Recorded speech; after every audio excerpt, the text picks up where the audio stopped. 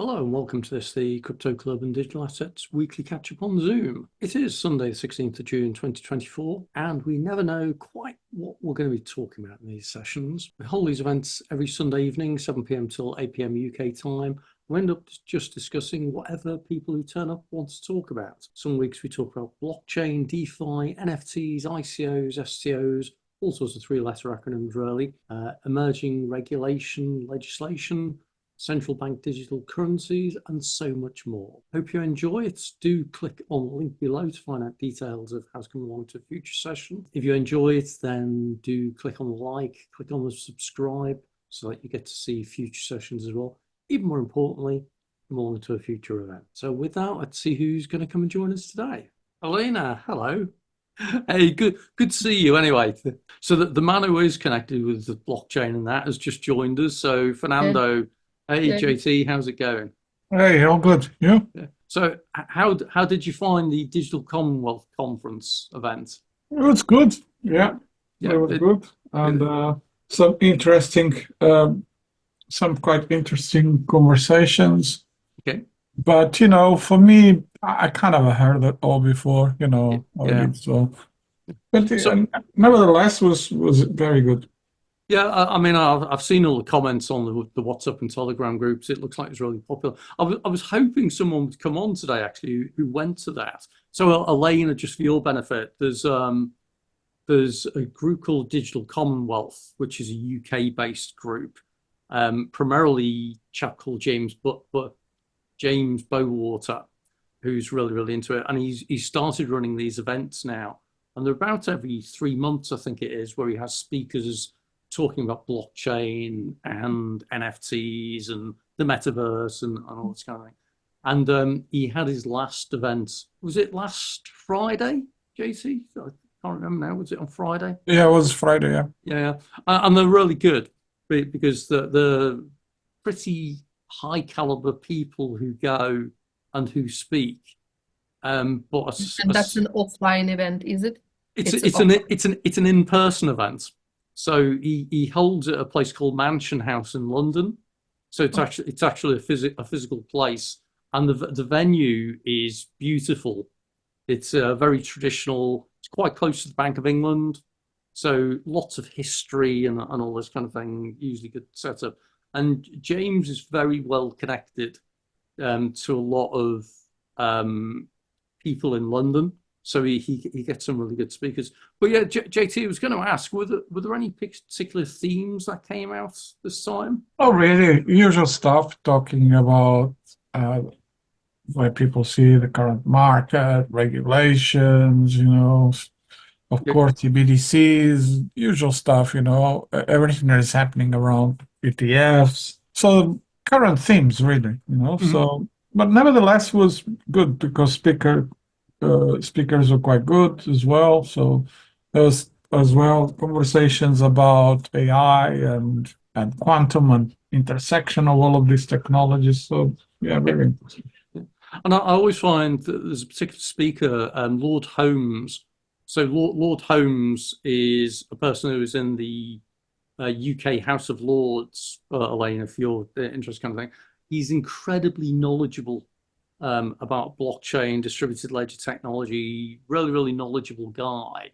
And he speaks with great knowledge and depth and interest. And the fascinating thing is he is at least partially sighted. He may possibly be classed as fully blind.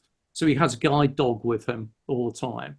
So when he's speaking, he's not speaking from like written notes or anything. He's actually remembers all this. And I find him one of the most knowledgeable people in this space because he sees it from the technology side, but also from the government side as well, and about what government needs to do to support these things. So I find him a really good speaker. He was speaking this year, wasn't JT? Sorry? Lord Holmes was speaking at the Yeah, wasn't he was, and he even was quite funny, during lunchtime. Yeah, so at the end, he gave a speech for everyone that was in the dining room. Yeah, Okay. and it was so funny. I think he always is a funny person. Yeah, and I think this was I've seen him speaking several times, and I think this was probably the best I've seen from him, you know. Really? Really, really, really good and spot on everything he said. But he started so funny. The first 2 minutes, you have to watch the video when it's fully available. Okay. You're gonna crack on the floor laughing because, yeah, super funny person. Well, we'll keep an eye out for that because I think James said he's going to publish the videos this week. So I'll I keep hope an he eye on publishes the full video because of his speech because you'll understand what I'm saying. that. Okay. Yeah. Yeah. Oh, that'll be good. I would also be very interested to see. I would Yeah. love to watch it. When I get the details, I'll share them with you, Elena. Thank you. Yeah, Yes, yes, because please. Great. because this guy, he is very interesting and he's entertaining as well, as JT says.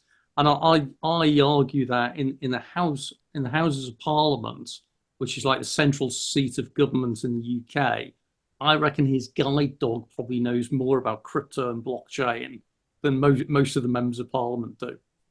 Because he's brilliant. So it's really good. Okay, we'll keep an eye out on that. So, was there anything that you mentioned CBDCs? Was there much talked about that this time? Yeah, there was, you know, but it's usual discussions, you know. We talk about all of it here, so I'm not going to repeat them again because it's just boring now, you know. Mm-hmm. And of course, there it was Dr. Marwan Al-Zaruni from Dubai Blockchain Center. He's a guy from the government, you know, advisor at the Ministry of Economy and Tourism, etc., etc. You know, yes, Okay. I think he was appointed as well CEO of AI for it for Dubai Economy and Tourism. Yeah, so he was on a panel, and that panel was super interesting. But I think it made people understand that what they say in Dubai is actually quite true, you know. We don't talk, or no, it's not like that. While others are talking, we are doing something like that, you know. So Well, well, it's, I seem but to remember. he didn't say that, by the way. I think as people start to understand from Yeah. all the conversations on the panels, and then when he was on the panel as well, I think people understand that they are just doers, you know. While we are all talking here. You know, I think that famous phrase that people say in Dubai is actually true, you know. Yeah. Um, Well, it's interesting. I was sharing with a group of people. I was running a private event a few weeks ago where we were talking about AI, and I was explaining to them how it is that in Dubai, every government department is now creating kind of a head of AI or a director of AI or a chief AI officer or whatever for every government department.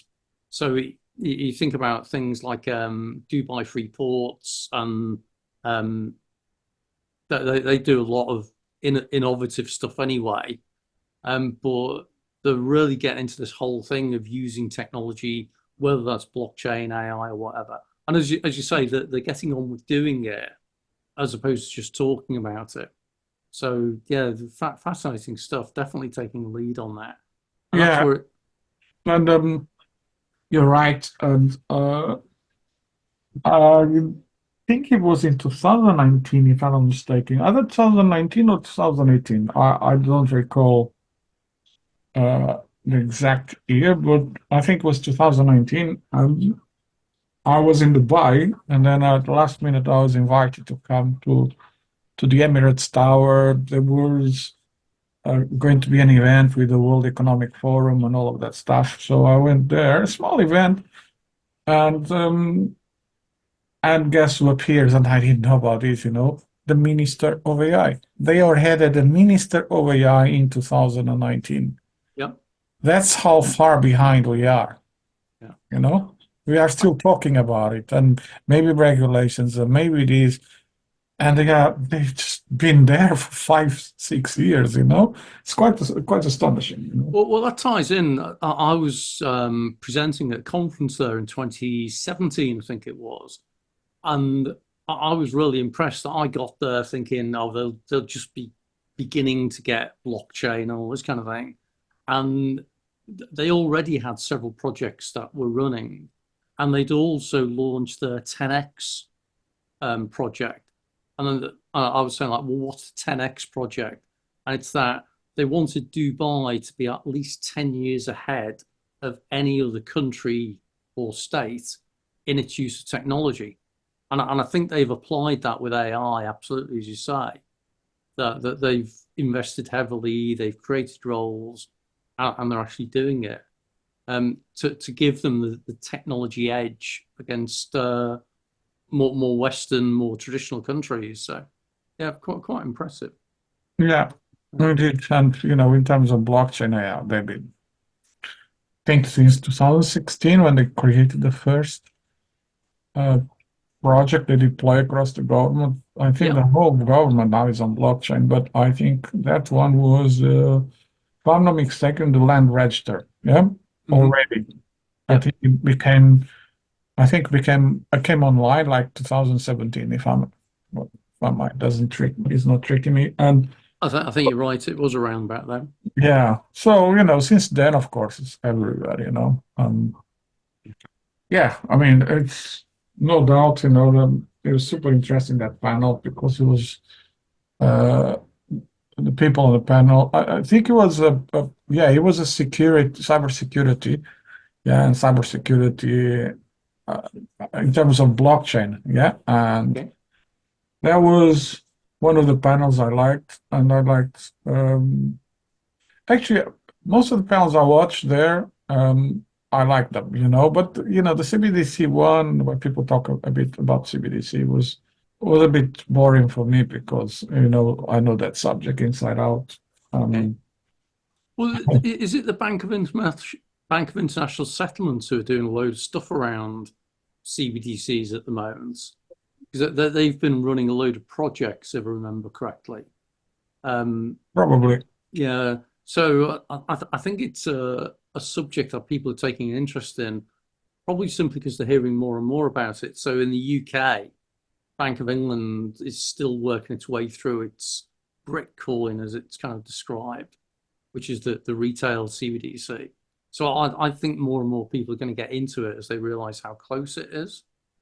Because I suspect in the UK, it's probably only 18 months away before it happens. So yeah, some people are basically saying it's not going to happen. The new government's going to come in and it's going to drop the plans or whatever. I don't trust when people say that, but there's not much we can do. I mean, the next step, and I spoke with quite a few folks there. I was telling them, enough of another sandbox here, sandbox there, and talk and more talk. Either they do it or not. There's no time for more talks. Everyone is doing it. So a few things just to put into perspective. I already knew more or less this, but it was about MiCA or MiCA, depends on which country you live in. People spell it in a different way. There's 3 different type of tokens. Well, 4.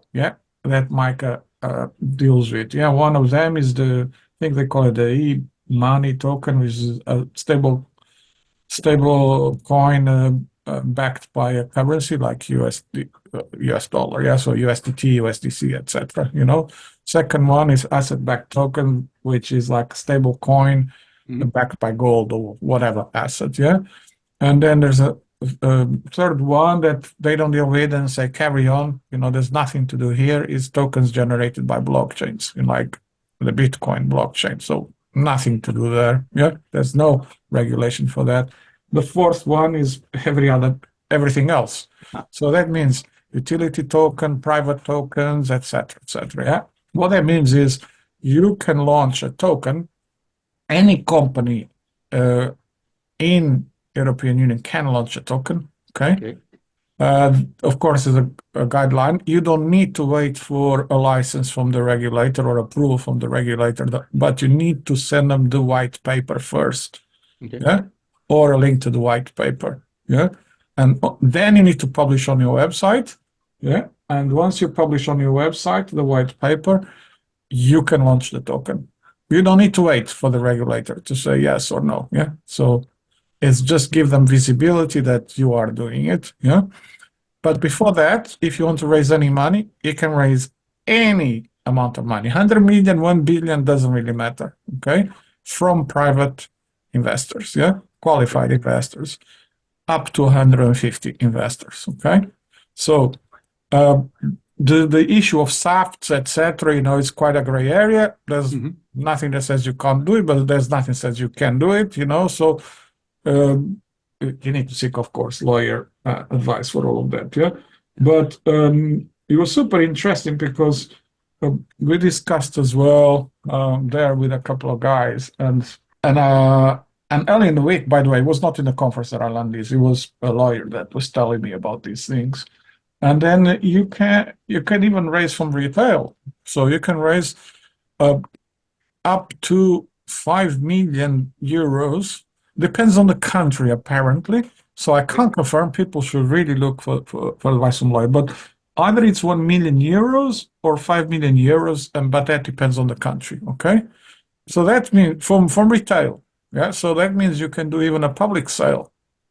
And that for me is like, and I was asking questions to this, like, why people don't know about this, So, well, people don't talk. People, lawyers tend to push people as well to places where they make more money, BVI, Cayman Islands, et cetera, et cetera. So people don't know about this, that in the European Union, any company can launch a token as long as you follow the guidelines, which is like you need to have a marketing plan, you need to justify why you need all of that money. It needs to be in the white paper, tokenomics in white paper, all of that stuff, not just about what the project is and what utility token does. That's super, super interesting, Gary. So we've kind of back to ICOs of 2017 again, in that respect. Yeah, there's more guidelines to avoid people just having stuff like white papers that don't make sense and do around and all of that stuff. So it needs to be a registered company, et cetera, all of that stuff. So probably for Elena's benefits, because there were a number of terms that were mentioned there. So MiCA is the European regulation. MiCA stands for Markets in Crypto Assets, if I remember correctly. So it's a regulation around crypto tokens, and there are various types of tokens that you can have, which, as JT said, that they define 4 types of token in effect, or crypto assets in some way. And then SAFT, that stands for Simple Agreement for Future Tokens. So this is the idea that you can sell a token to somebody in exchange for future access to something. So in the 2016, 2017 in particular, there was a craze called ICOs, which were initial coin offerings. So this is where people launched their own blockchain, which generated its own crypto, which they sold to people, saying, oh, if you buy this crypto, you'll be able to use it in future to do stuff. And it was a great way of raising money. Unfortunately, the regulators at the time said, no. When you're raising money like that, that's what's known as a security. So it's like a share. And so that's where the US regulator, the SEC, kicked off and said you can't do that without doing stuff. So it sounds like, as JT says, that there may be now a way in Europe to actually start doing fundraising with tokens again, which I agree, JT, that makes it really, really interesting. So yeah, definitely. Well, look, it was a short call today. I think it's still summertime in some places.